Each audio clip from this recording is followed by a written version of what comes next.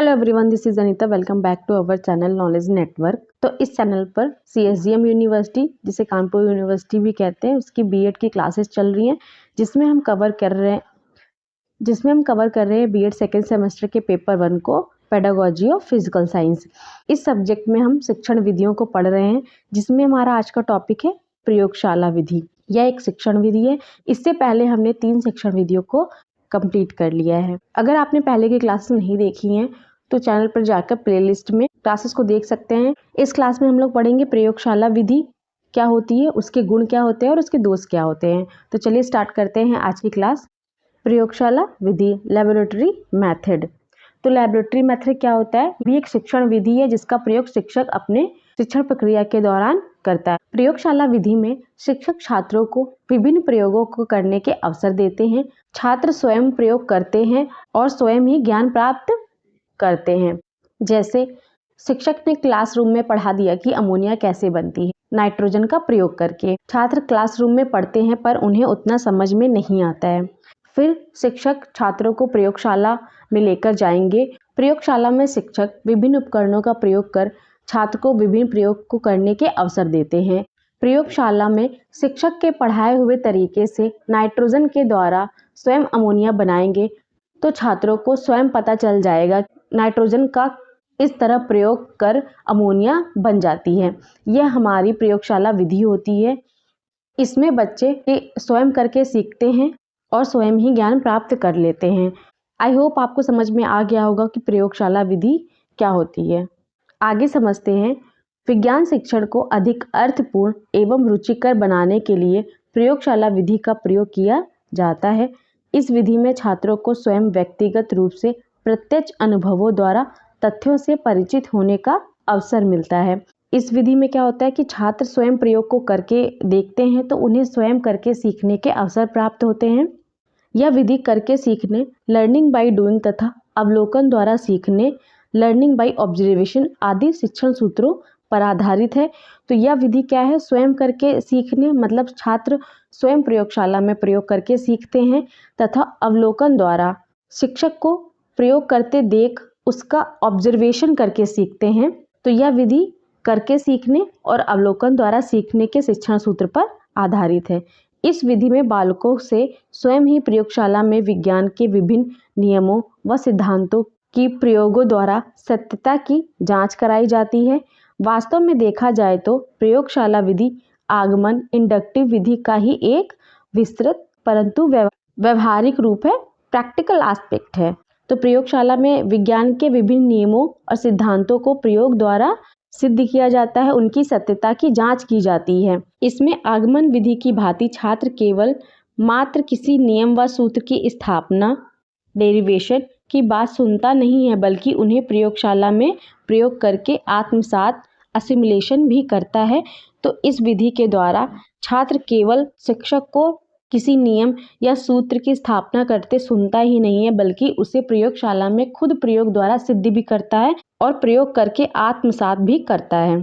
इस विधि द्वारा शिक्षण करने के लिए सुसज्जित प्रयोगशाला, वेल इक्विप्ड लैबोरेटरी की आवश्यकता होती है। इस विधि को करने के लिए एक अच्छी लैब की आवश्यकता होती है, जहाँ पे हर एक उपकरण उपस्थित हो, जिसमें विभिन्न वैज्ञानिक उपकरणों तथा अन्य उपयोगी सहायक सामग्री की पूरी व्यवस्था हो।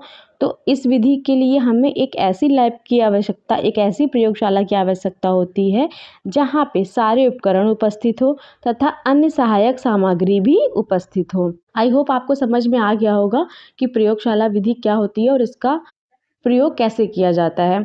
अब हम समझते हैं प्रयोगशाला विधि के कुछ लाभ। प्रयोगशाला विधि के लाभ। Merit of laboratory method. पहला है, यह विधि करके सीखने, लर्निंग बाय डूइंग के सिद्धांत पर आधारित है, जिसमें छात्रों को अपने कार्य में रुचि बनी रहती है। तो इस विधि के माध्यम से छात्र स्वयं करके सीखते हैं, स्वयं प्रयोग करके सीखते हैं, जिससे उनकी रुचि अधिक बनी रहती है। नेक्स्ट पॉइंट है, इस विधि द्वारा अर्जित किया गया ज्ञान अधिक स्थायी होता है, क्योंकि छात्र स्वयं प्रयोग एवं निरीक्षण के आधार पर ज्ञान प्राप्त करते हैं। इस विधि द्वारा छात्र जो भी प्रयोग कर रहे हैं उससे जो उनको ज्ञान प्राप्त हो रहा है वो अधिक स्थायी होता है। नेक्स्ट पॉइंट है, इस विधि द्वारा विज्ञान को अधिक व्यवहारिक विषय के रूप में प्रस्तुत किया जा सकता है। तो इस विधि द्वारा विज्ञान को व्यवहारिक रूप में प्रस्तुत किया जा सकता है। नेक्स्ट पॉइंट है, इस विधि में बालक विज्ञान का ज्ञान स्थूल तथ्यों के आधार पर प्राप्त करता है। नेक्स्ट पॉइंट है, बालक प्रयोगशाला के विभिन्न उपकरणों का प्रयोग एवं उपयोग सीख जाते हैं। तो प्रयोगशाला में जो भी उपकरण उपस्थित होते हैं, छात्र उनका प्रयोग करके उनका उपयोग भी सीख जाते हैं। नेक्स्ट पॉइंट है, इस विधि के द्वारा छात्रों में विभिन्न तार्किक एवं निरीक्षण शक्तियों का विकास होता है। जब छात्र स्वयं प्रयोग करते हैं, प्रयोग के बारे में तर्क करते हैं तथा निरीक्षण भी करते हैं, जिससे उनमें तार्किक और निरीक्षण शक्तियों का विकास होता है।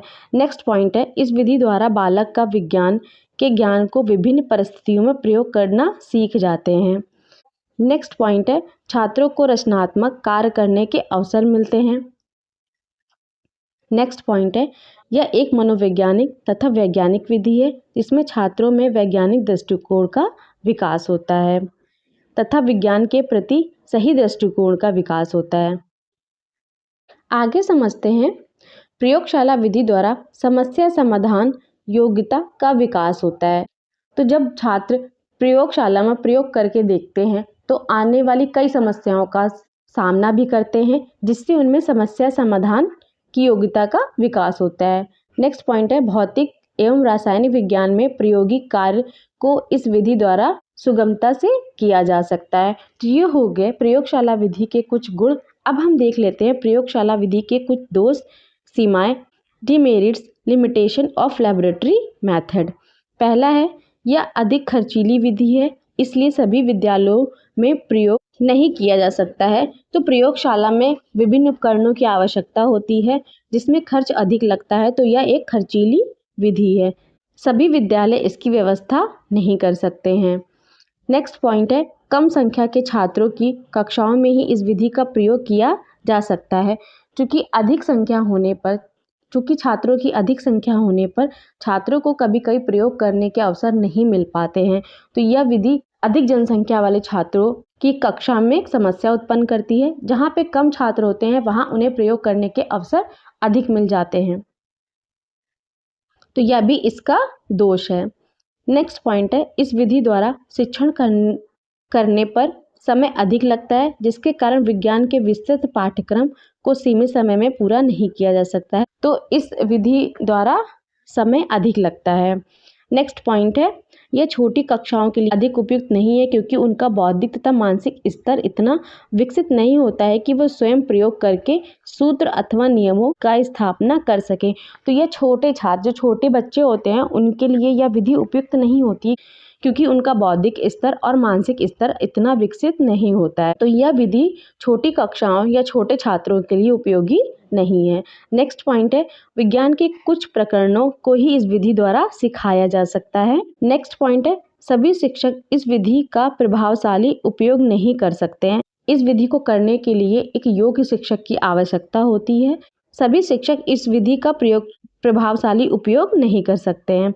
नेक्स्ट पॉइंट है, सभी वैज्ञानिक सिद्धांतों, नियमों तथा सूत्रों का प्रयोगशाला में सत्यापन करना सरल काम नहीं है। तो विज्ञान के सभी सिद्धांतों, नियमों तथा सूत्रों का प्रयोगशाला में सत्यापन करना सरल काम नहीं है।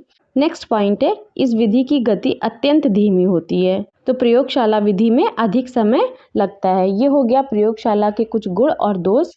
आई होप आपको समझ में आ गया होगा कि प्रयोगशाला विधि क्या होती है और इसका प्रयोग कैसे किया जाता है। आज की क्लास हम लोग यहीं पे एंड करते हैं, मिलते हैं नेक्स्ट क्लास में। क्लास अच्छी लगी हो तो क्लास को लाइक शेयर सब्सक्राइब जरूर करिएगा और अपने फ्रेंड में शेयर करिएगा, जिससे उन्हें भी एग्जाम प्रिपरेशन में हेल्प मिल सके। तो मिलते हैं नेक्स्ट क्लास में। Till then take care.